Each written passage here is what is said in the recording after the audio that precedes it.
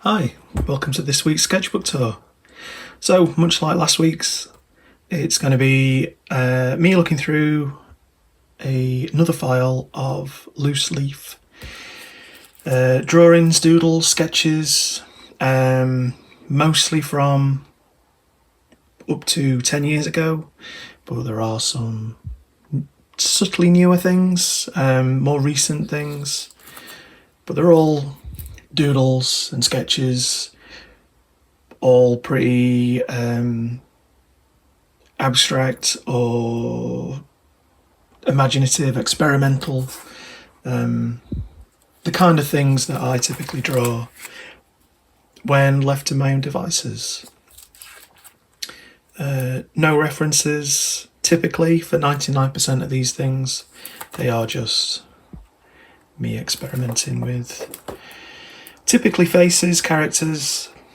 There will be a few other things, I'm sure, in here. I can't really remember what ended up in this folder, but these are all things that I felt some connection to. Some either I remembered drawing them, or yeah, they just hold some significance to me for some reason.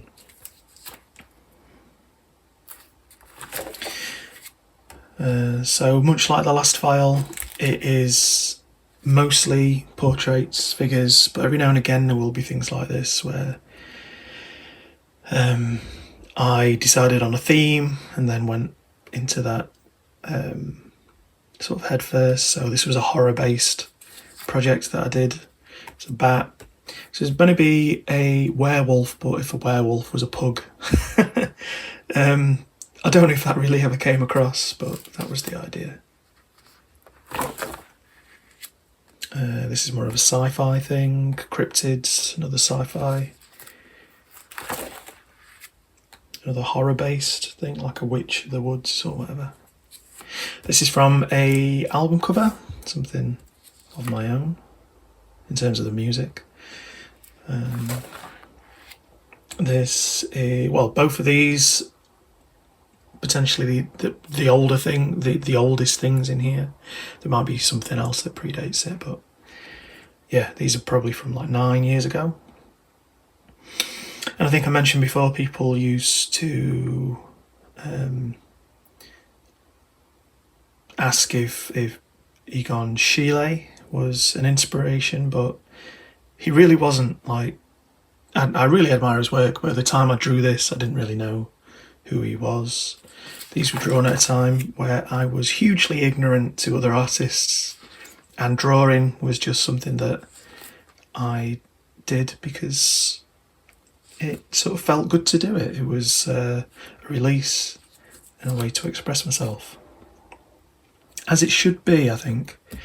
I see a lot of artists striving for things and not really enjoying it. Like, the whole point of this is to enjoy it, to be creative, and to release things inside, even if they don't turn out quite how you want them. Like, these are by no means perfect, you know, to me. Like, I see flaws in these, but I also see someone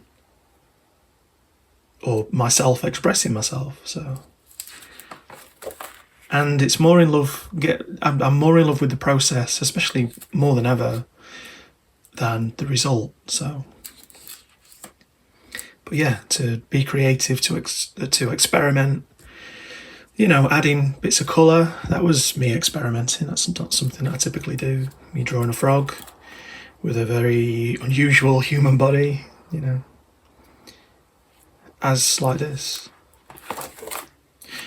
Because these older drawings was me seeing what I could get away with, pretty much, in terms of how far can you take a face before it stops looking like a face.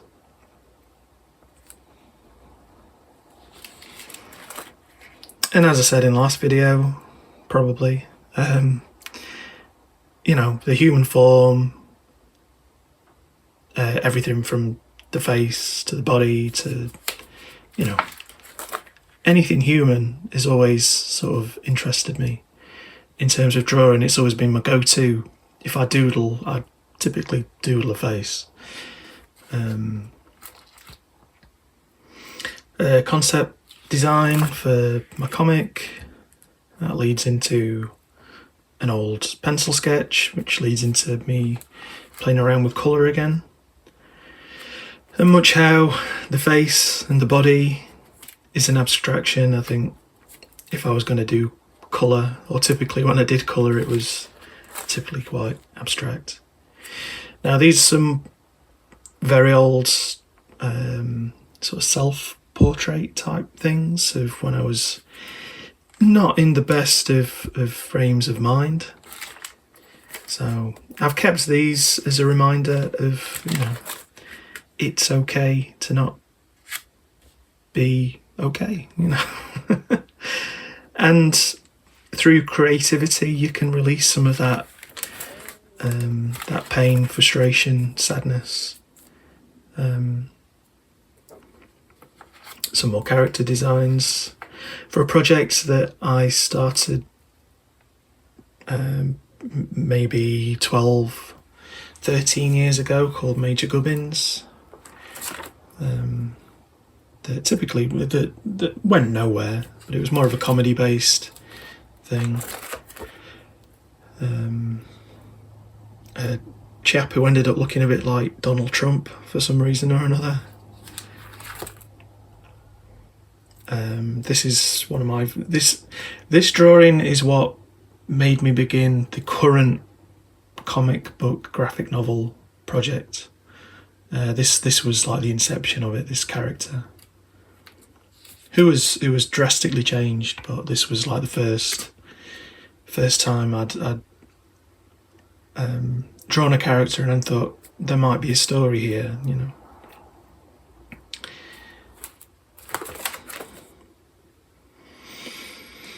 Again, just me experimenting. No references, no idea of anatomy or how to draw skulls or face proportions, just experimenting, doodling, seeing what happens.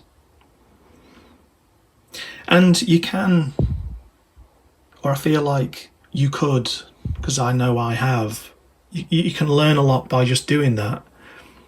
You can learn things about your style, let's say, by just drawing, not worrying about if something's correct, if something's the right proportion. If anything, try and make something as ugly as you can, That's, I've said before about mistakes are the best way to learn. Like, some of these drawings I learned a lot in terms of, and not necessarily these drawings, but the ones I threw away, because I like these drawings even though they are a bit grotesque. But you learn what it is you like about your own things, or what I see in them. I enjoy how much I pushed certain things. I like, the fact that I drew the teeth like that, and everything's a bit rushed and chaotic and scary, or like this guy's all squashed in, and I was drawing ears like that for the longest time, like just a hole. And playing around with things, seeing what you can get away with. And in some ways, all this study that I've done has affected the way that I approach, like I don't approach things the same way like I did here. And part of me wants to now incorporate both styles, because these drawings are kind of more true to who I was, as I feel like a lot of my drawings now aren't as true to who I am, if that makes sense, because these are just pure doodles, pure throwing stuff on the page.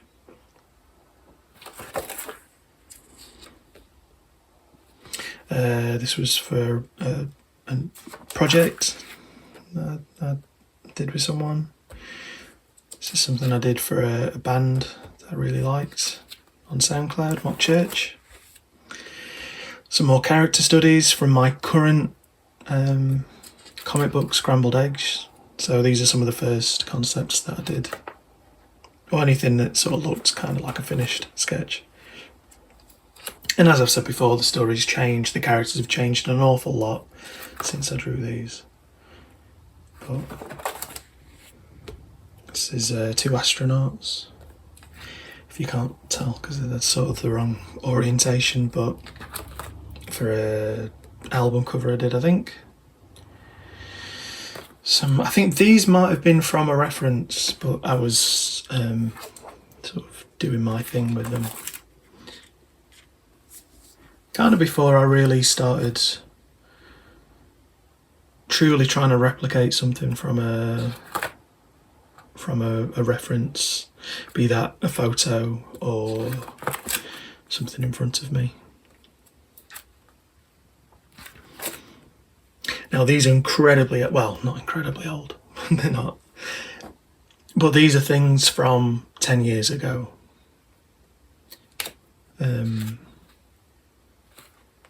So I used to write little stories about each one of these characters.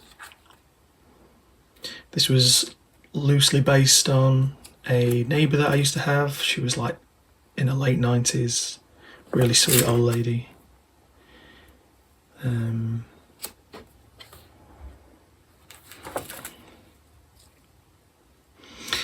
And again, for some reason, most of these characters didn't really wear clothes, but I think that has something to do with I was trying to figure out how to draw clothes in the first place, and B, I used to really like life drawing, and I think I was unknowingly really needing that in my life, in terms of drawing and a creative outlet. Again, just some random doodles. This guy he's all upside down, or some of him's upside down, not all of him. Creepy little man. And again, these are probably like maybe not long after that drawing of the old lady, and then maybe this is the year after, or you know, they're all relatively close together within a span of maybe 4 or 5 years. I remember being really, really proud of this one. I don't know whether it's something to do with the line weight or the expression or something. I don't know. I've always really liked that. Same goes with this one. This is one I really wanted to push things, you know, like with the neck, the sloping eyes, like everything's asymmetrical and wrong. But yeah, I think that's always been one of my favourites. This is Rainbow Guts. This is something that I've recently redrawn digitally, but the original sketch I'm still quite fond of. I remember being really happy with this guy as well. I think I was, again, playing around with certain face shapes, you know, adding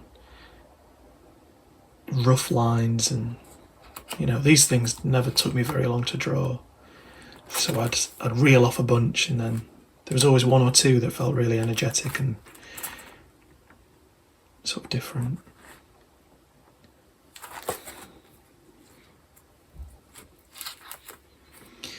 And then subtly adding odd little details like tea bags for earrings, and playing around with it. Like, I got more and more abstract and absurd, things like this. Some pretty old, tatty plastic bullets. Again, I remember being quite happy with him. I don't know whether it's something to do with his face proportions or what. I think there was something maybe earlier on in this folder that was from the same time, but again, this was like an automatic drawing, me just drawing monstrous type, you know, Silent Hill type abominations. And then a woman with a bunch of aerials coming out of her head. Because why not, you know? So, this concludes me looking through a lot of my older work.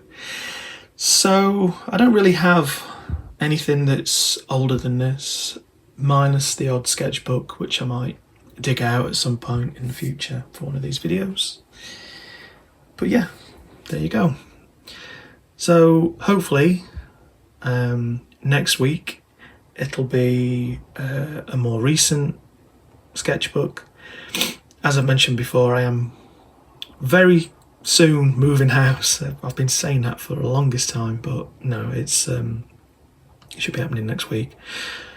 So I might end up pre-recording the next sketchbook tour, but by the by, I hope that was informative and maybe useful to you, regardless of whether you liked the drawings or not, I think. And regardless of your skill, you know, I think everyone should doodle, experiment and have fun with drawing. It shouldn't be something that you pressure yourself into doing. You know, just learn to enjoy the process. And I'll leave it there, because the endings of these videos go on and on and on, don't they? So if it was useful, or you enjoyed looking through these old drawings of mine, please give this video a like, and I'll see you next week. Okay, toodaloo.